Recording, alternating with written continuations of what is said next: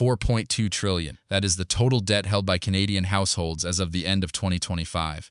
Every mortgage, every credit card balance, every car loan, every line of credit, stacked together, it is a mountain so high that most of us cannot even picture it. And the headlines love to scare you with that number. Canadian debt hits record highs. Household credit grows for the 10th straight quarter. The average family now owes more than 170% of their income. Open any news app and it sounds like the entire country is drowning. But then you close the article. You put the phone down and you look at your own situation.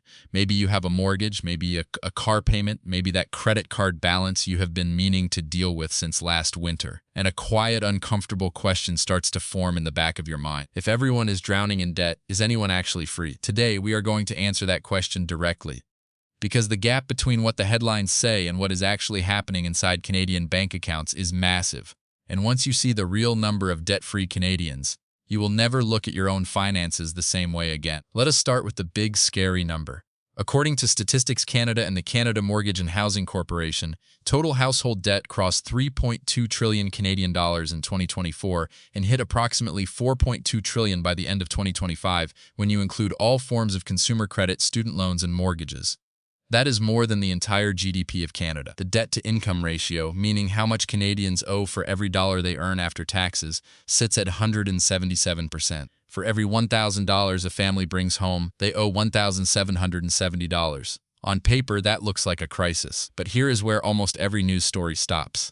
They tell you how much we owe, but they never tell you how many of us owe absolutely nothing. The truth is hiding in plain sight. Let me introduce you to the most ignored number in Canadian personal finance. According to the 2023 Canadian Financial Capability Survey and the most recent data from Statistics Canada's Survey of Financial Security, approximately 24% of Canadian households report having no consumer debt whatsoever. That is nearly 1 in 4 families. No credit card balance carried month to month, no car loan, no personal line of credit, no student debt. But that number still includes mortgages. The survey asks about consumer debt separately from mortgages. So when we talk about being completely debt-free, including your home, the number drops. Watch closely. According to the same survey, roughly 8.6% of Canadian homeowners over the age of 55 own their home completely mortgage-free. That is over 1 million households. But that is only homeowners.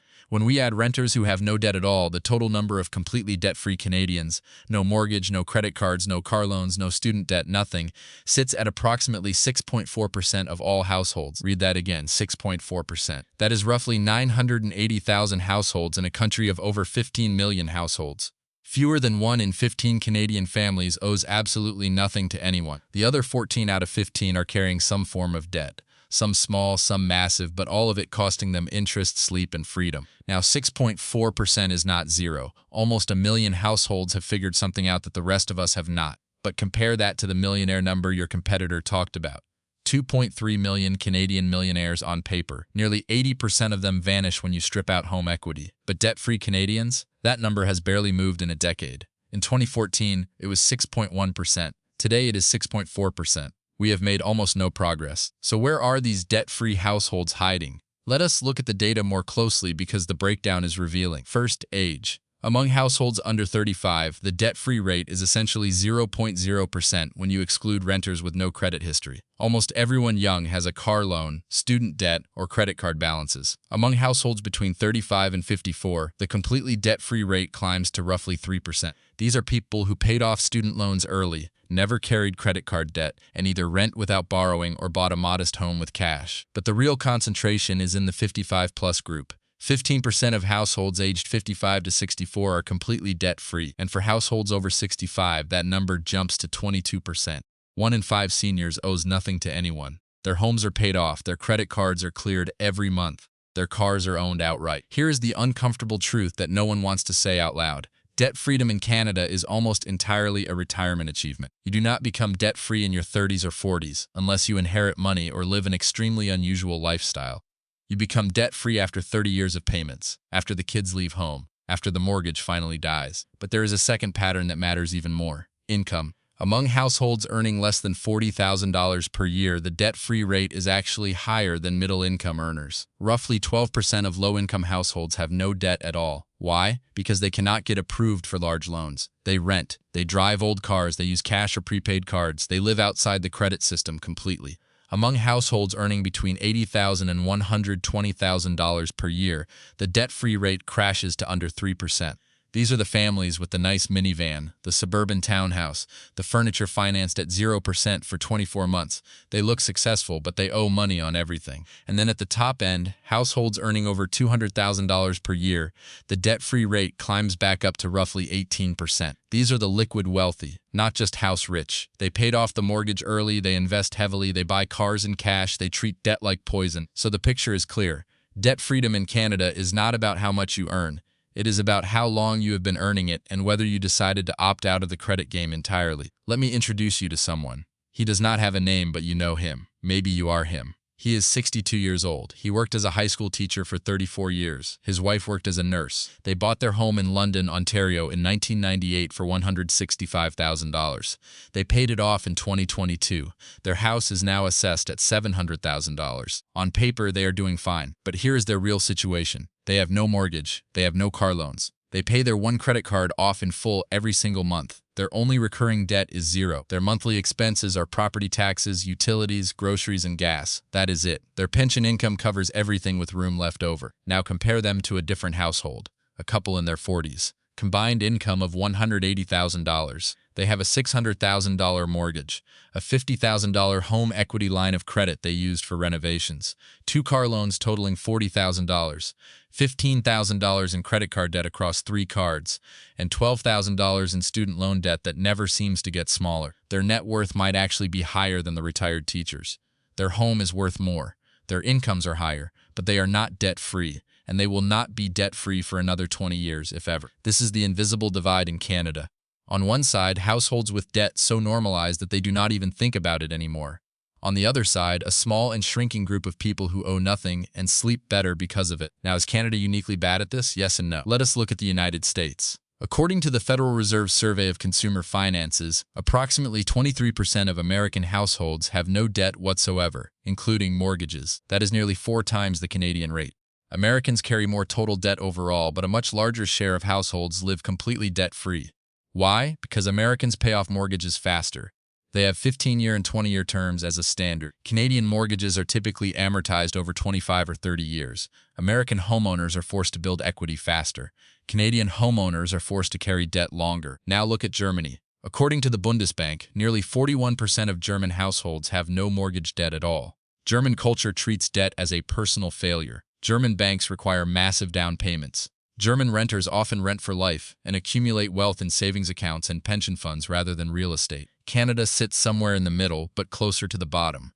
We have one of the highest household debt-to-income ratios in the developed world, consistently higher than the United States since 2011, and we have one of the lowest rates of complete debt freedom among wealthy nations. So why is this happening? 3 reasons. Reason 1, the mortgage system. Canadian mortgages renew every 3 to 5 years. Payments stay low. Amortization stretch to 30 years. There is no pressure to pay anything extra. The system is designed to keep you in debt, not free you from it. Reason 2, the culture of upgrades. The average Canadian replaces their car every 6 years, often with a new loan. The average homeowner renovates their kitchen every 10 to 12 years, often with a home equity line of credit. The average credit card user carries a balance of over $4,000. We borrow to maintain a lifestyle, not to survive. Reason 3, financial literacy. Statistics Canada found that only 48% of Canadians understand how compound interest works on loans. The same survey found that 38% do not know the interest rate on their mortgage, and 62% have never calculated how much total interest they will pay over the life of their debt. We borrow in the dark. Now let me tell you about the group of Canadians who figured this out. The 6.4%. I studied the data from the Survey of Financial Security and several in-depth interviews from the Financial Consumer Agency of Canada. 3 habits separate the debt-free from everyone else. Habit number 1, they treat debt like an emergency. The average Canadian thinks debt is normal. The debt-free Canadian thinks debt is a fire that needs to be put out immediately.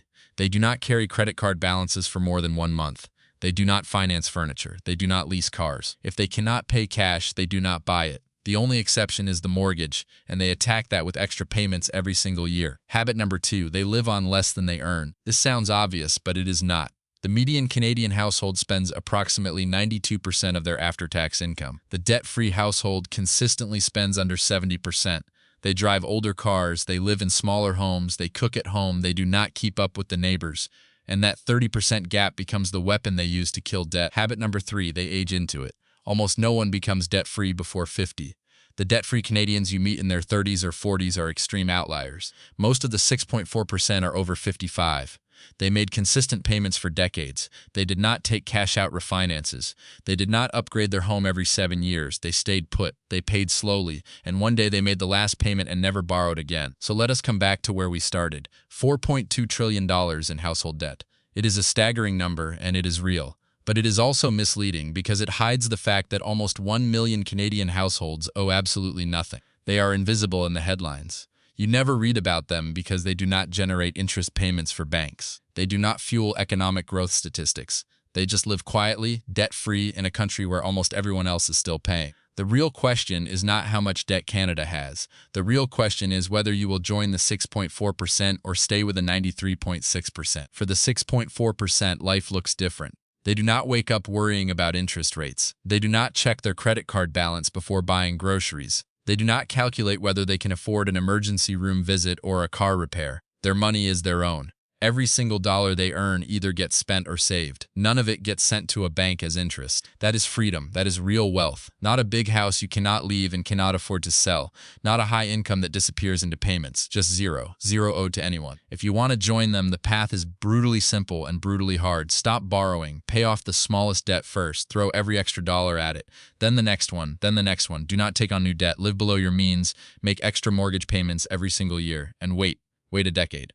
Wait 2 decades. Wait until the day you make the last payment and realize that the most important number in your financial life is not how much you have. It is how much you do not owe. If you learned something from this video, hit that subscribe button. And if you want to know the exact steps to become debt-free in less than 10 years, comment the word freedom, and I will make that video next.